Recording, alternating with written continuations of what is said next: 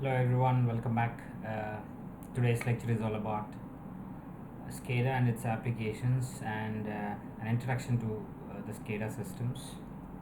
SCADA is advanced version of your control systems that are currently being used in industry, but still it has its own limitations.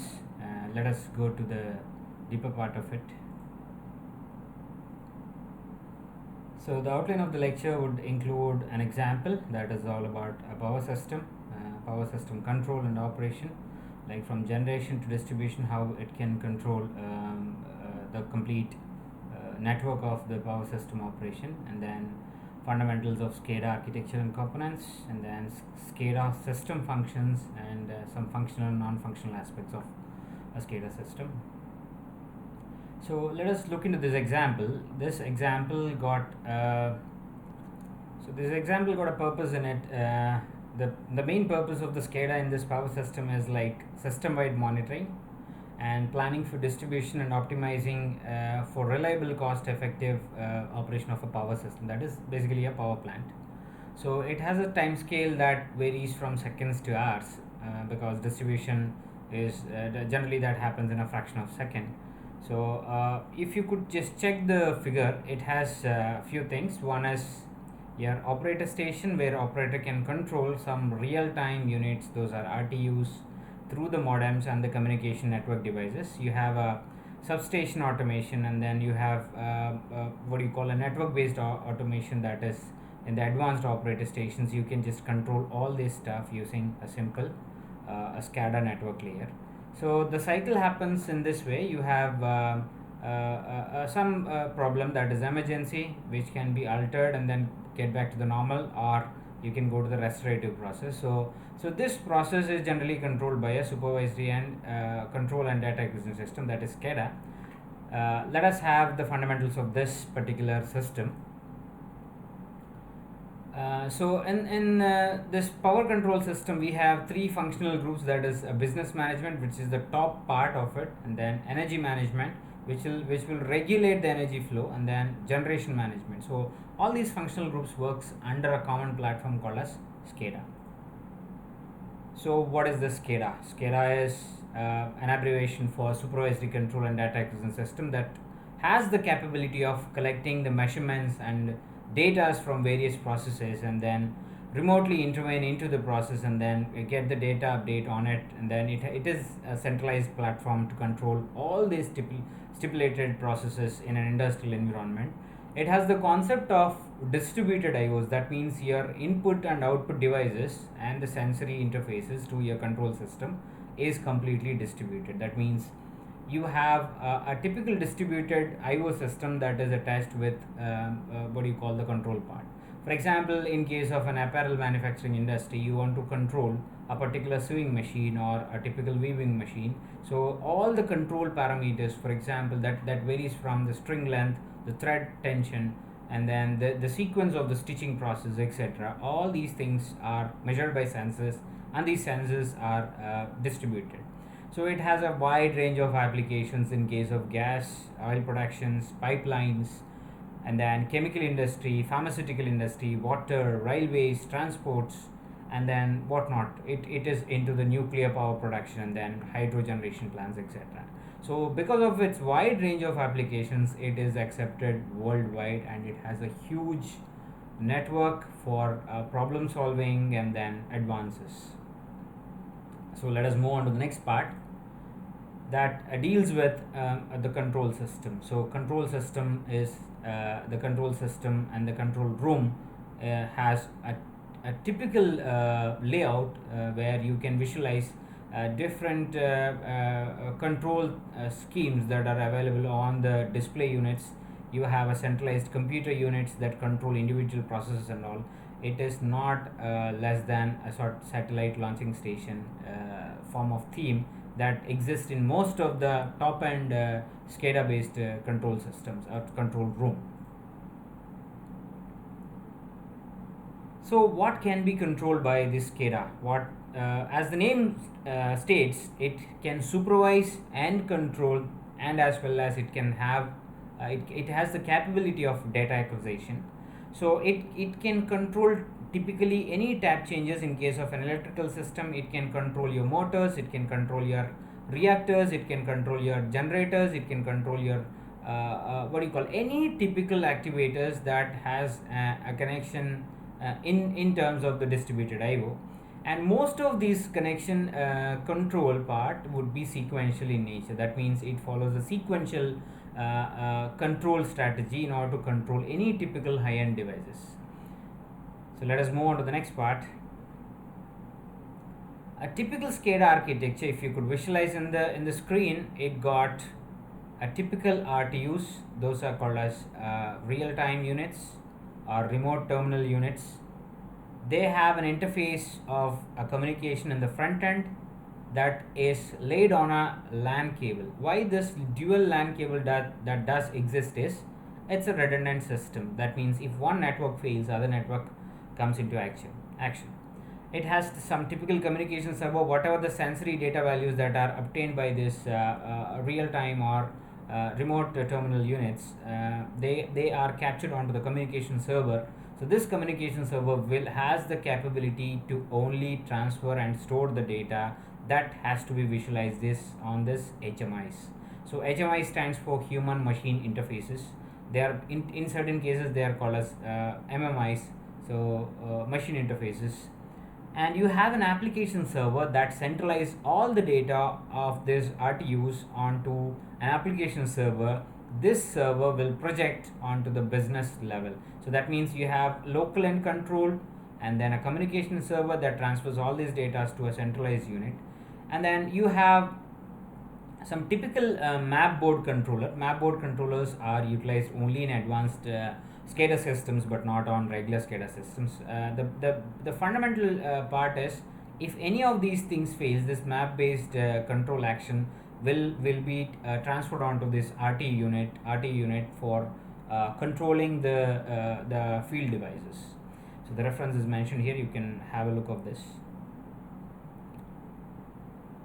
And as I have mentioned, this human machine interfaces are very important in case of a centralized system where it has the capability of communication between the operator and machine. For example, if you want to control the speed of rolling in case of a dyeing machine where it dyes typical prints on a roller, so a machine operator can have a simple interface where it varies from buttons to display unit, touch based display unit. In certain cases they are mouses, they are keyboards, you have touchscreen displays, etc. So all these stuff are integrated onto a simple interface, generally which looks something like this, which has all control aspects in it, are fed onto a single platform called as HMI.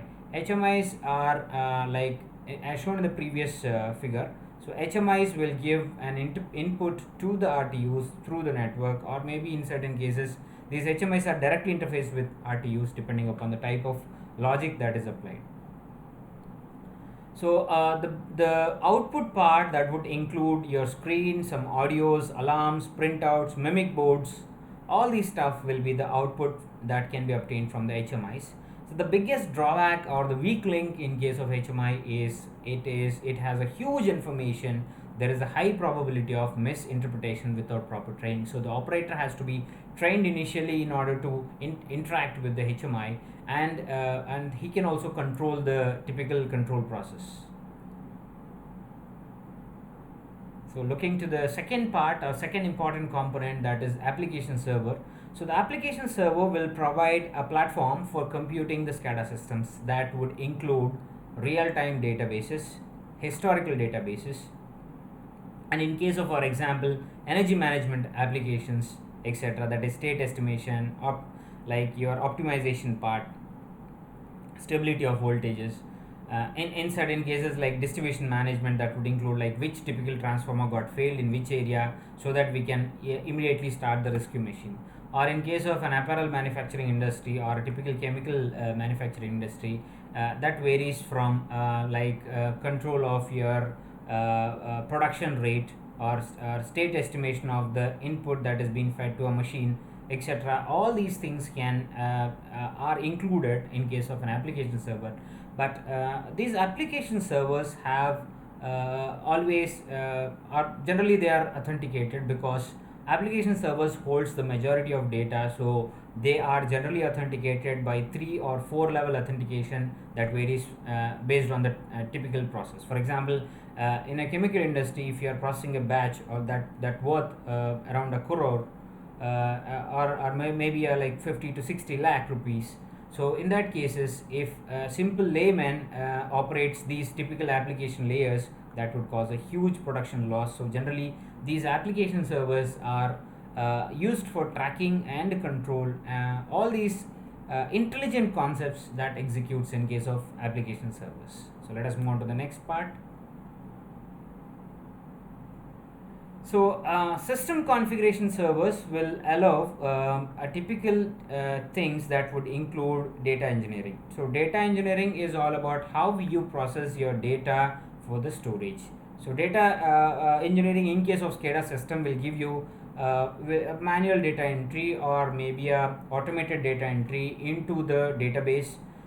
For example, in case of our power system, we have lead lines, then circuit breaker stations, etc., etc. All these conditions are typically written in the form of data. For example, the voltage values which has to be processed in terms of volts has to be carried out by the data engineering servers only. So these system configuration servers will allow the data engineering part of the SCADA system in order to interface with your SCADA system. So that's all about the part. So what is this data engineering? So data engineering is a very important task. As shown in the figure, you have two environments, that is, one is runtime environment, other one is engineering environment.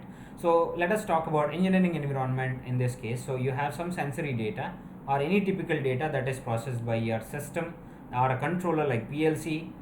So all this data will be transferred onto a typical data entry station through your communication channel. After this data entry that happens, so it internally there is a software update that happens which creates forms. So these forms are stored onto your MDB, that is an Oracle based database station.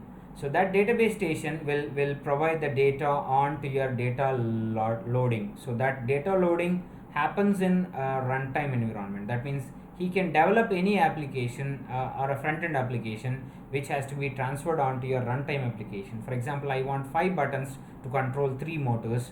So the engineering environment can develop any typical application like that and then dump onto your runtime environment. In runtime environment, you have your individual displays which are already programmed and processed onto your runtime stations. So this database station will process all the data which happens into the runtime environment in typical database.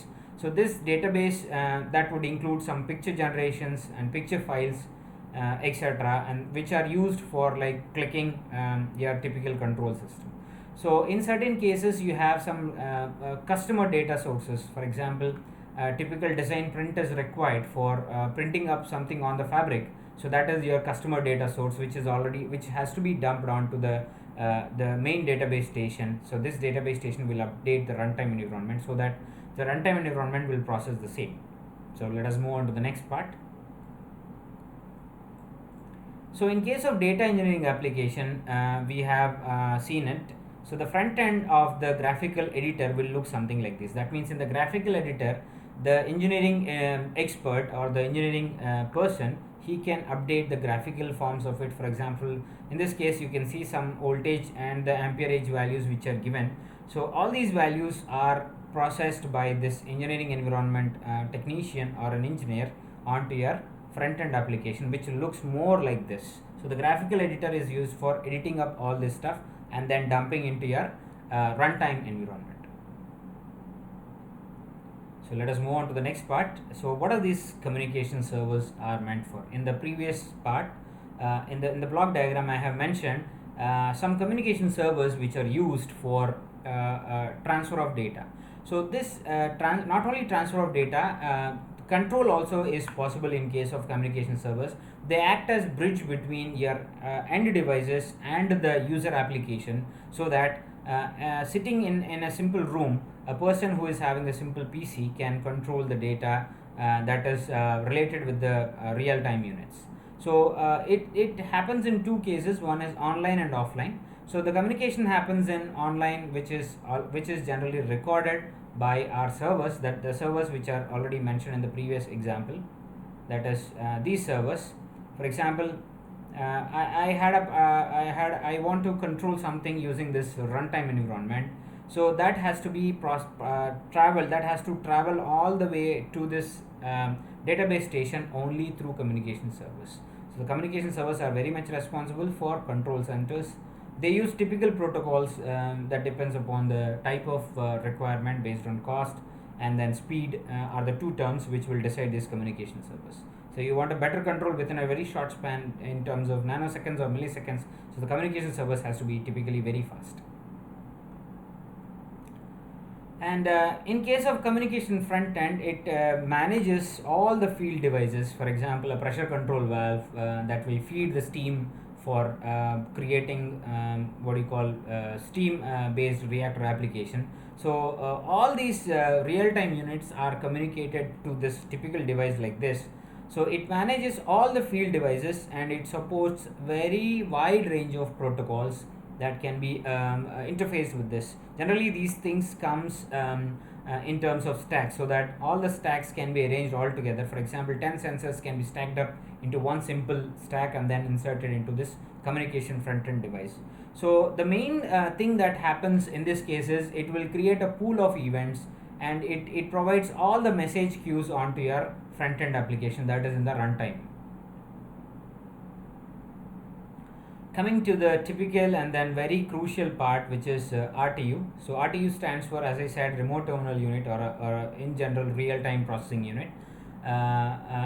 This is a typical microprocessor based device. It's an electronic device that interface objects that include sensors onto your what do you call the system, that is your SCADA system. And then it can be transferred, it can telemetrically transfer all the commands that are given by the central station. So here there is a typical ABB version of your RTU is shown here. So RTU system, based on the typical messages that we get, that a supervisory control does. So it gets the data through typical channels like this. You can see some communication cables here, LAN cables. So in terms of messages, so it will control your field devices, for example a valve, a sensory data. So these are like heart and soul of the SCADA system. Without this, no SCADA system can be built. In general terms, these RTUs can be considered as a simple PLC that just controls your end devices. So communication is very much important between your master station and then a real-time unit. So 10 to 15 in our case, let us consider 10 to 15 RTUs has to be connected onto a master station. So in between you have to have a typical thing that is called as typical topology. So in this topology we have a multi-drop circuit. Multi-drop circuits are something like multiple RTUs are interfaced onto your master station in one go. That means your master station should be of higher end application device or higher end processing device, which has the capability to transfer a lot of data. For example, each RTU can process, let us say, 1000 sensors. So 1000 sensors has to be processed, sensory data has to be processed, and it should be considered as one node in case of multi-drop circuit. But in case of serial drop circuits or radial drop circuits, so we have a common interface line. So that line will be transferring the data based on the request. So it works on based on request. So one RTU request for transferring the data. So the master station will give the RTU an acknowledgement. So this acknowledgement will based on this acknowledgement, RTU will transfer the data. But the biggest problem is here the wiring is very less, but in case of this the wiring is more, but the transfer rate is very huge. Let us move on to the next part, which is network solutions. So in case of network solutions, it acts as a communication between your master station and then the front end device, that is your front end part.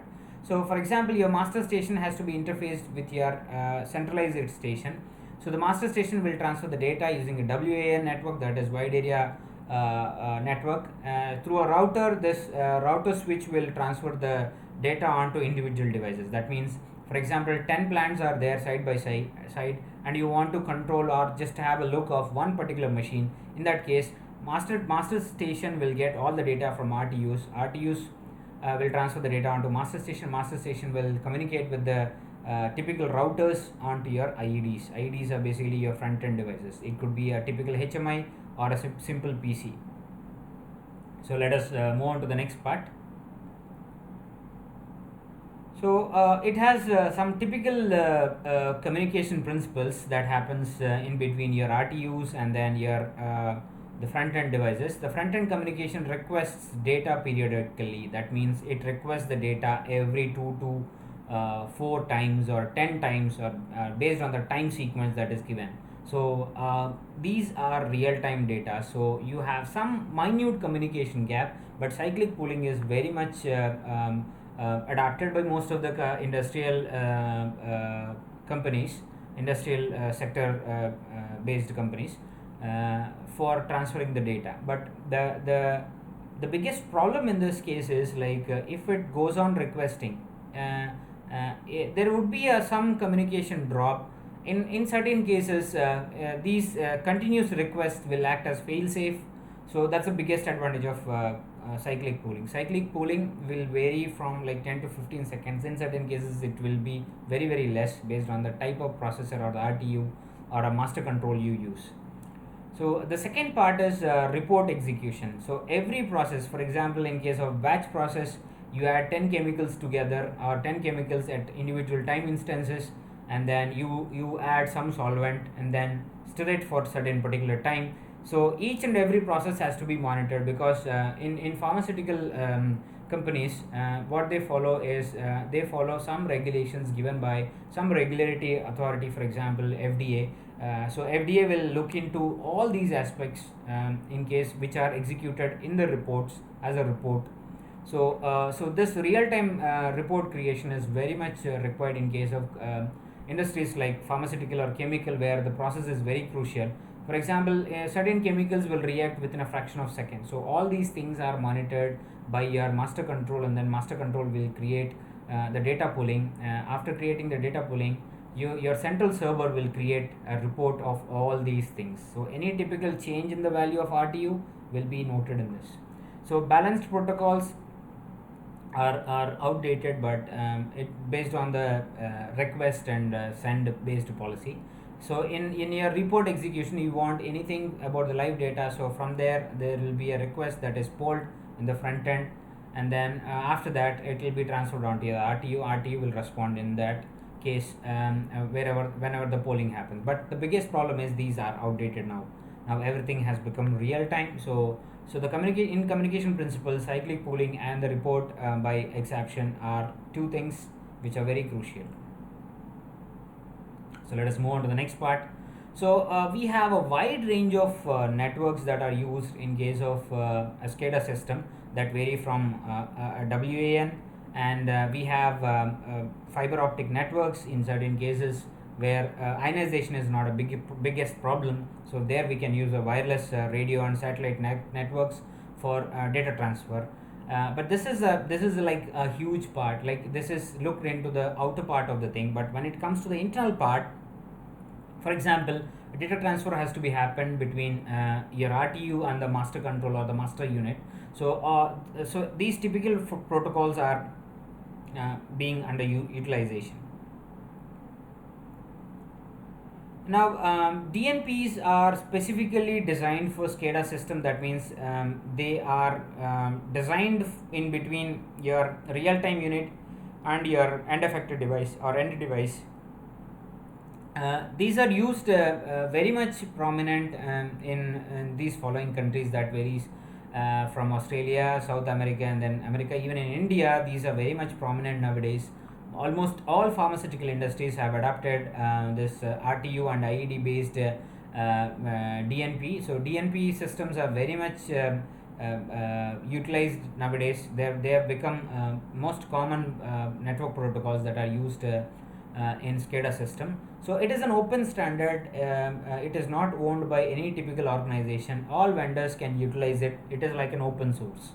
So the open source will allow the system to work within a within a group of SCADA, within a SCADA group system. So let us move on to the next part. So this is one typical standard for why I have included this typical standard is like it is an international standard, and it is for open transmission of SCADA telemetry and control information. This provides all functional descriptions for telecontrol of equipments that are geographically located. For example, a London-based company is located in India, and it has its own plants in India, but the head office is located in London, and they want to check the real-time process. So in that case, they have to use a typical protocol like this, and they can control the plant. For example, if there is a major outbreak, for example fire, so fire outbreak is very huge thing. So sitting at London, he can control some typical machine which is caught up with the fire. So all these protocols will follow some or the other typical data transfer and control transfer. So these are some typical protocol and messages that happens in case of a SCADA system. So you can just check some bits, some packets that are being utilized as a tags for that particular protocol. And you have some simple commands that are used like interrogation, and then read command, clock synchronization, test commands that are used in these typical protocols. And you have some control center protocol, ICCP. It is a taste-based protocol.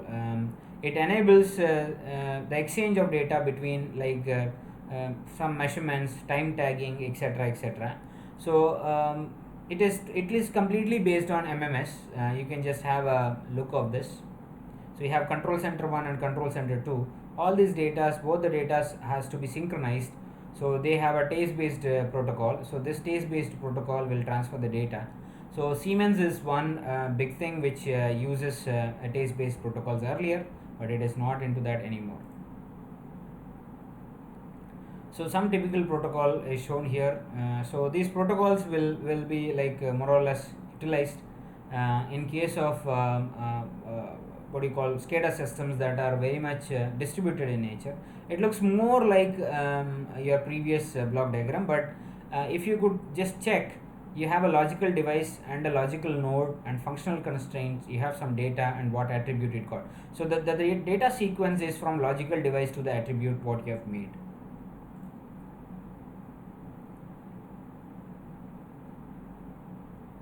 So what functions it does the SCADA does? It has data acquisition. That's the primary function because the name itself suggests that it has a data acquisition, and then event and alarm processing. So whenever there is an alarm like a fire, or maybe overriding some values, or maybe some temperature values which are changed in a reactor, for example.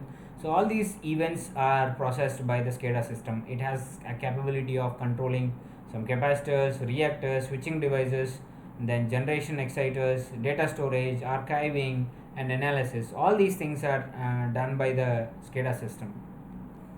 So let us move on to the next part, event alarming. It has the capability of controlling the change in positions, for example breakers, which are safety devices which can be opened and closed by the event management or event and alarm management system. They can activate any typical equipment using this. Automatic changes, so tap changing position in case of like power distribution, some criticality and sensitivity issues. All these things can be addressed in case of alarm and event management part in SCADA. So let us move on to the next part, which is control functions. SCADA can control individual devices, and it has a CBBO, that is check back before operate function. That means when you are planning to operate a typical function, it will check back whether this particular user can operate this particular function. It can generate some control function messages like regulating some equipment, for example raise and change in taps, for example in power systems, and it has a sequential control and automatic control options that are present. So that's all for the day. Thanks for watching the video. We'll be back with some interesting videos soon. Thank you.